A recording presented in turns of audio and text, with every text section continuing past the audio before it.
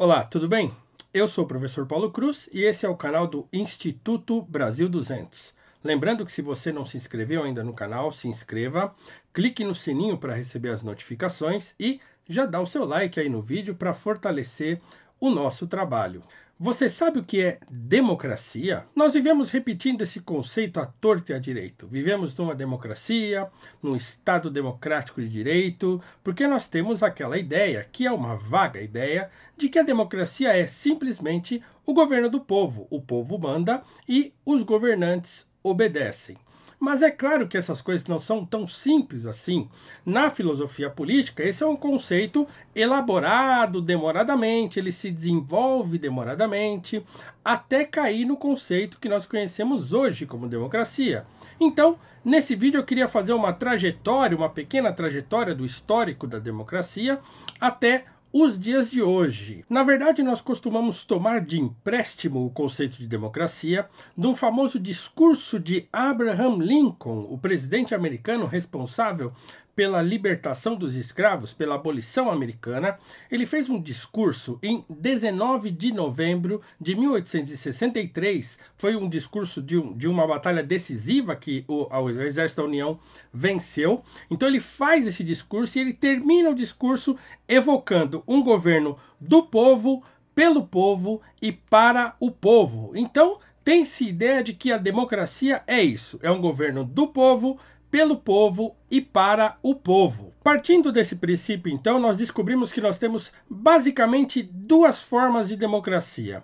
A forma clássica ou antiga, que esbarra na forma medieval, mas não dá para dizer que é uma terceira apartada dessa clássica, porque as duas conversam muito. E efetivamente a moderna, que já é um tanto diferente dessa visão clássica. Eu queria começar então fazendo a definição das formas de governo que começa lá em Platão, na verdade começa em Heródoto, mas passa por Platão e por Aristóteles e se arrasta por toda a antiguidade e por toda a Idade Média até a Idade Moderna. Então, começando por Platão. Lembrando que, para muitos autores, a democracia não é propriamente uma forma de governo, mas uma forma de organização social. Por quê? Porque pode haver várias formas de governo que são democráticas. Por exemplo, a república democrática, uma monarquia democrática e até, atualmente, com grande controvérsia, o socialismo arroga para si também o título de democrático, socialismo democrático, ou aqueles que são socialistas dizem que estão lutando pela democracia.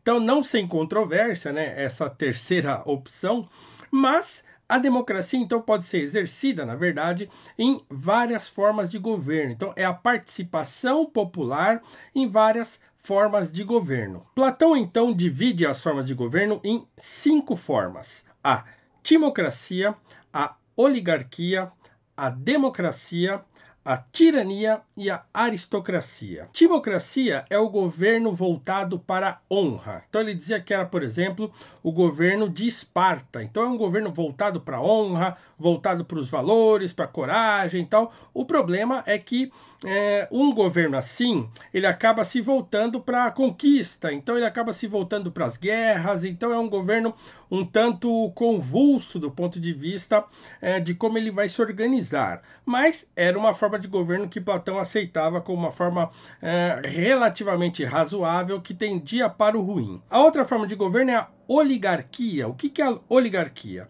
A oligarquia é o governo dos nobres, o governo dos ricos. O problema da oligarquia é que ele é um governo dos poderosos e que geralmente negligenciam os mais pobres. Então, eles acabam governando somente para os ricos e para os poderosos, e os pobres ficam sem amparo e sem ser, digamos assim, contemplados pelo governo. A terceira forma de governo é a democracia. A democracia, para Platão, é um governo ruim.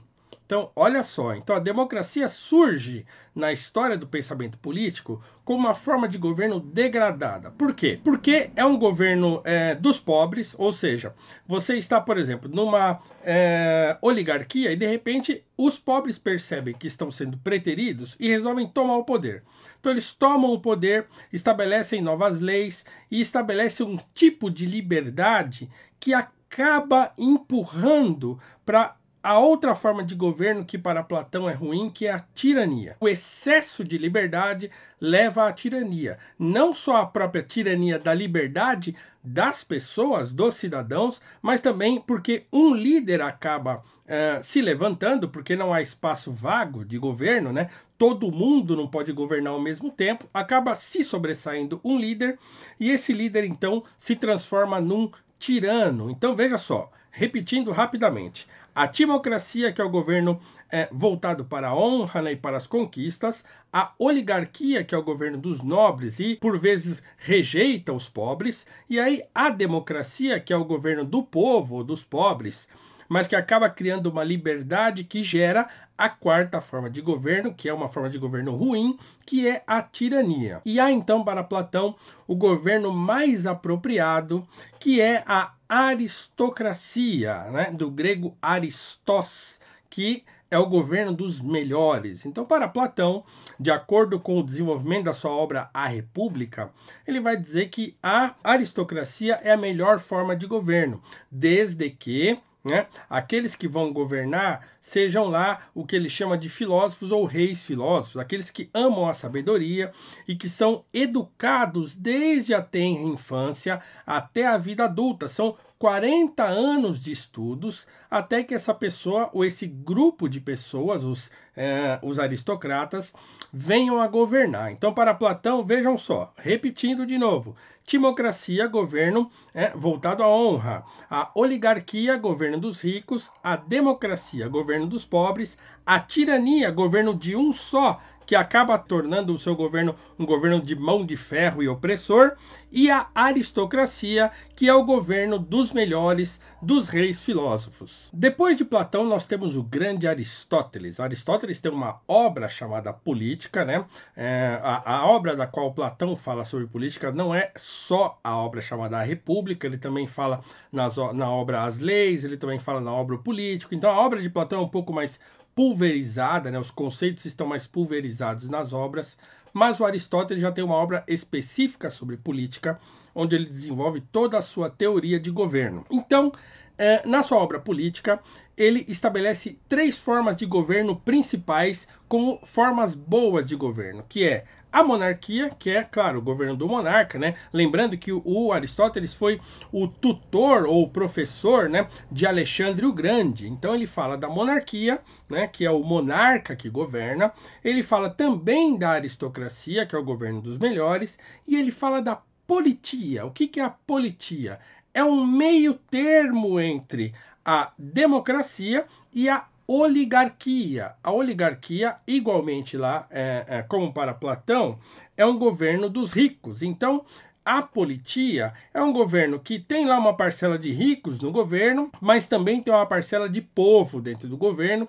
Então, de acordo com a ideia de Aristóteles do meio termo, como ele desenvolve na Ética a Nicômaco, a politia era a melhor forma de governo porque ela mesclava, né, as pessoas que estão no poder entre os ricos e os pobres, criando lá um governo equilibrado. E também, para Aristóteles, há 3 formas de governos que são degradadas.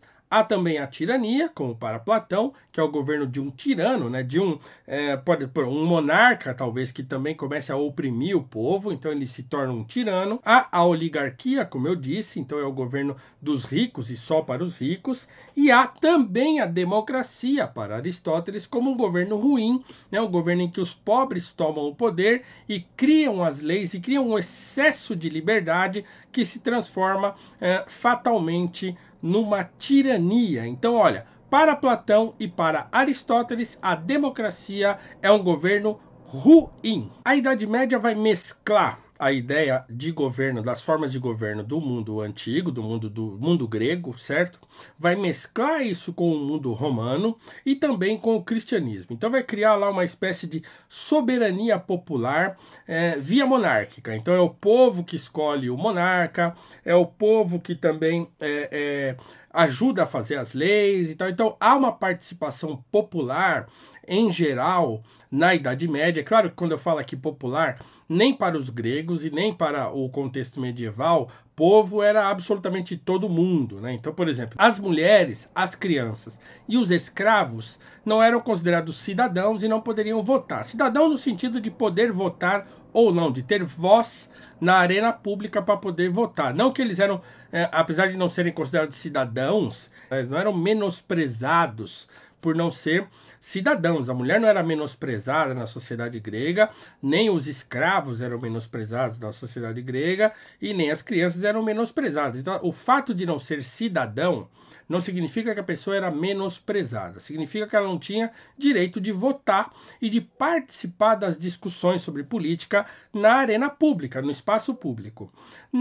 No medievo, né, na época medieval, dá-se mais ou menos a mesma coisa. O fato é que o povo, na verdade, vão se tornar os nobres. Então, os nobres serão aqueles que terão voz política, né, que ajudarão os monarcas a governar. Então, o poder vai se dividir entre os monarcas e entre aqueles nobres que formam lá uma casta especial de pessoas, né, mais instruídas e tal, que vão participar das discussões políticas. Isso vai durar até a Idade Moderna, mais propriamente quando começam a ocorrer as ideias de governo popular, de fato, e de democracia direta, que vai desembocar num sujeito chamado Jean-Jacques Rousseau. O Rousseau que fez lá o Contrato Social. O Rousseau é aquele que dá a ideia que leva as pessoas à Revolução Francesa. Então, o Rousseau, ele estabelece alguns princípios que o levam a defender o governo popular ou a democracia. O que ele, então, diz? O Rousseau diz o seguinte, primeiro, que é um conceito muito debatido, inclusive pelos conservadores. O conservadorismo, ele rejeita as ideias de Rousseau, porque o Rousseau parte de um ponto diametralmente oposto do que partem os conservadores. O que significa isso? Que Rousseau diz que o ser humano nasce bom, e que é a sociedade, a vida em sociedade, a união das pessoas numa sociedade que transforma as pessoas em pessoas ruins. Que no seu estado de natureza, como diz o Rousseau, todo mundo era bonzinho. Antes de existir organização social, as pessoas eram boas porque nascem boas. Então, essa organização social fez com que as pessoas começassem a ter vontade de ter posses. Então, eu tenho lá, eu estou reunido com umas pessoas num grupo, e aí, de repente, eu faço um cercado e digo, olha, isso aqui é meu. Então, quando alguém diz que algo é seu, estabelece-se, então, um conflito. E aí outro diz, então isso é meu, e aí vem outro e quer tomar do outro, começam-se as guerras. Então a sociedade, na verdade, é que torna o homem ruim, mas em seu estado de natureza ele é bom. Então o que Rousseau propõe? Ele propõe o seguinte, olha, nós precisamos de um contrato social, precisamos criar uma série de leis, né, escolhidas pelo povo, pela vontade popular, e aí esse conjunto de leis, que é o nosso contrato, vai fazer às vezes do que ele chama de vontade geral, em contraposição ao que ele chama de vontade de todos. A vontade geral, veja bem, não é a vontade de todo mundo somada, não. É uma terceira coisa. Então, há a vontade de todo mundo, há a vontade individual de cada um, e há uma terceira coisa, que é a vontade geral, que será entregue aos representantes daquilo que ele vai chamar de Estado, e esses representantes, então, vão tratar de fazer cumprir a vontade geral. É claro que isso vai desembocar numa tirania, né? Então, o Rousseau, ele esbarra na tirania quando ele fala que o Estado tem de fazer cumprir a lei de liberdade para as pessoas. É uma liberdade imposta pelo Estado, pelo conceito de vontade geral. Os conservadores, eles acreditam que o ser humano nasce ruim, né? Tem uma dose de religião nisso, no conceito de queda, né? Que o ser humano não é bom. Então é preciso frear os seus instintos, as suas iniciativas, né? Criando freios para isso, que são baseados na moralidade ancestral, baseados nos acontecimentos históricos anteriores. Então, tudo que um conservador quer fazer para mudar a sociedade, por exemplo, ele presta atenção no que aconteceu antes, ele prefere aquilo que ele está acostumado a uma coisa nova que ele não conhece. Então, o conservadorismo parte de um ponto oposto do que parte o Jean-Jacques Rousseau. Rousseau. Então, o conservador acredita que o ser humano não é bom e o Rousseau acredita que o ser humano nasce bom. Isso vai desembocar, evidentemente, lá na Revolução Francesa. Apesar de Rousseau ter morrido antes da Revolução Francesa, foi imbuído nesse ideal de Rousseau de governo popular que os revolucionários, lá liderados por Robespierre, eles tomam o poder, derrubam a monarquia e pretendem instaurar um governo popular, uma democracia direta. O que acontece então? Aquilo que Platão e Aristóteles dizem que aconteceria num governo democrático.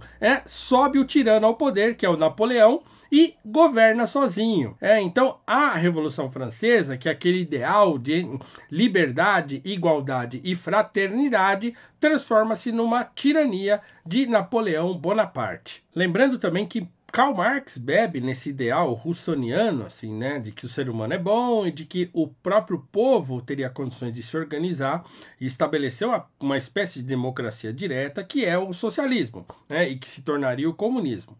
O fato é que também as experiências socialistas ou comunistas na história desembocaram em tiranias, desembocaram em ditaduras, como hoje ainda há na Venezuela, como aconteceu, né, como há em Cuba, como há na China e na Coreia do Norte. Pouco antes de Jean-Jacques Rousseau, 3 pensadores vão ser importantes para o desenvolvimento da democracia que a gente conhece hoje. Um é o Benjamin Constant, com um discurso chamado Liberdade dos Antigos comparada à liberdade moderna. Então ele vai criar essa ideia de liberdade ou de democracia liberal, ele vai dar os primeiros passos no sentido de uma democracia liberal.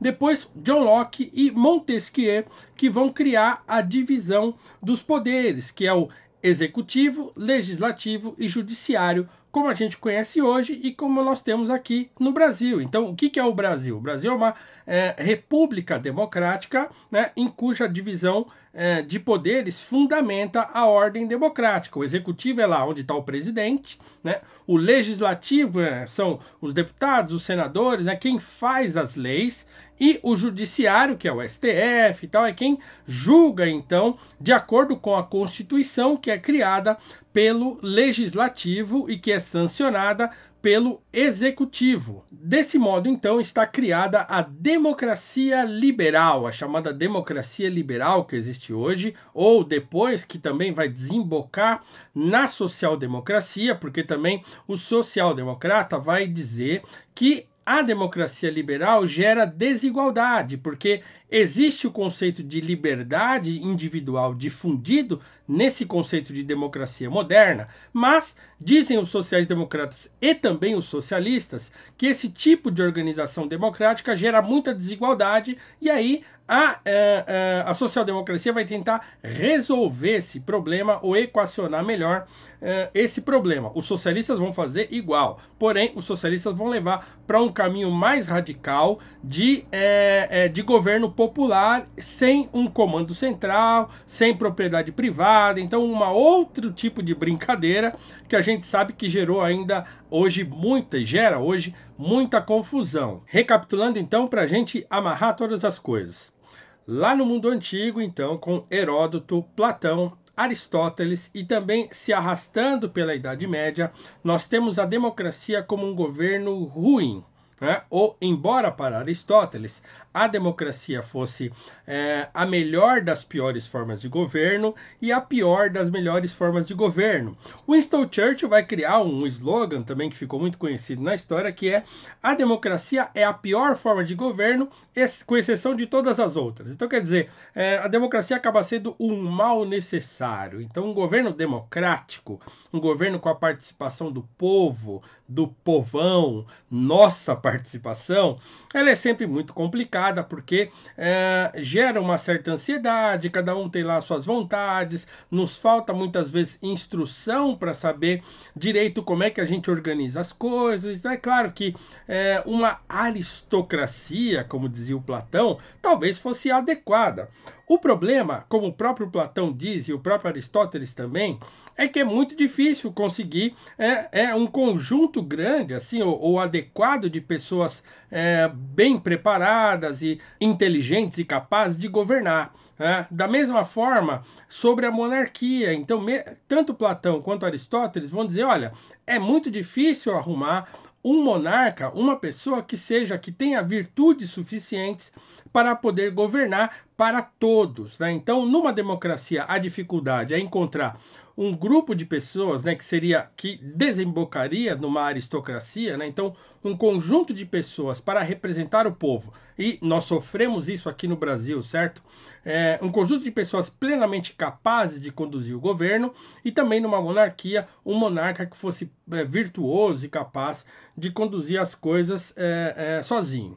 O fato é que o governo democrático é uma espécie de, digamos assim, é o que nos resta, certo? Então, é o que temos, então nós temos de conduzir as coisas da melhor forma possível. O povo precisa, claro, participar mais. E participar mais não significa só pensar em si mesmo, mas compreender como é que um sistema democrático funciona, compreender como é que as demandas sociais vão funcionar, compreender essa dose importante de liberdade individual que uma democracia deve carregar, comportar também o conceito de propriedade privada que a democracia como a gente conhece aqui no Brasil, por exemplo, ou nos Estados Unidos, nos países democráticos, o conceito tanto de liberdade individual, como de liberdade econômica, como de propriedade privada. Uma democracia liberal funciona dessa forma. Todas as vezes, então, que dentro de uma democracia esses três aspectos são muito solapados ou combatidos, a propriedade privada, a liberdade individual e a liberdade econômica, uma democracia começa a ter problema. Na social-democracia também cai-se no erro de começar a distribuir, digamos assim, reparação social através do governo, o que, do meu ponto de vista e do ponto de vista conservador ou mesmo liberal, isso é um problema, porque os conservadores, de modo geral, mais alinhados ao conceito britânico de conservadorismo, ele é um conservadorismo mais liberal, então ele acredita que deve haver uma dose grande de liberdade individual e econômica que garanta as trocas, que garanta a economia girando na mão das pessoas. Sem esquecer, é claro, que também existe aquele tipo de conservadorismo, por exemplo, dos governos militares, que são assim mais centralizados e estatistas, Mas numa democracia liberal é assim que as coisas têm de funcionar. Todas as vezes que esses princípios, o princípio da liberdade individual, da liberdade econômica e da propriedade privada são atacados numa democracia, a democracia sofre com isso. Então nós temos de observar essas coisas, nós temos de participar do debate público e temos, sobretudo, de nos instruir para que seja efetiva essa nossa participação e que também nós possamos contribuir com a sociedade, contribuir com o nosso bem-estar, com o bem-estar do nosso próximo e garantir, assim, uma vida feliz, uma vida social feliz, uma vida em comunidade feliz. Eu queria terminar deixando uma dica, evidentemente que você não pode esquecer, como eu disse lá no comecinho, as duas obras mais importantes para compreender essas coisas. A República de Platão e a Política de Aristóteles, mas eu queria deixar uma obra aqui que é um primor, que é o livro do Lewis Strauss, que é Uma Introdução à Filosofia Política, 10 ensaios. É um livro publicado pela Realizações. O Lewis Strauss foi um grande filósofo político. Esse livro é muito legal porque ele faz um passeio pelas doutrinas políticas, ele faz um passeio pelo que existe de filosofia política aí na nossa sociedade, desde a época antiga até agora a modernidade. Então vale a pena ler esse livro, ter aí na sua biblioteca. Então é isso, ficamos por aqui. Espero que você tenha gostado desse vídeo. Não esquece aí de dar o seu like. É claro que esse vídeo é um vídeo introdutório. Esse assunto é um assunto vastíssimo. A filosofia política e a organização política. Todas essas coisas são assuntos muito vastos. Então vale a pena observar a obra aí do Lewis Strauss. Vale a pena ler Platão, ler Aristóteles. Vale ler Tomás de Aquino para ver como é que ele também trabalha com a organização dos governos, né? Ele puxa lá do Aristóteles os conceitos também e trabalha dentro da sua Suma Teológica. E vale a pena também ler o Santo Agostinho, né? O famoso A Cidade de Deus de Santo Agostinho, que também tem lá muitos conceitos de política. É claro, um assunto vastíssimo que eu recomendo a você que pesquise um pouco, que se intere e que você possa contribuir com a sociedade no debate público. Fique com Deus, um abraço e até a próxima.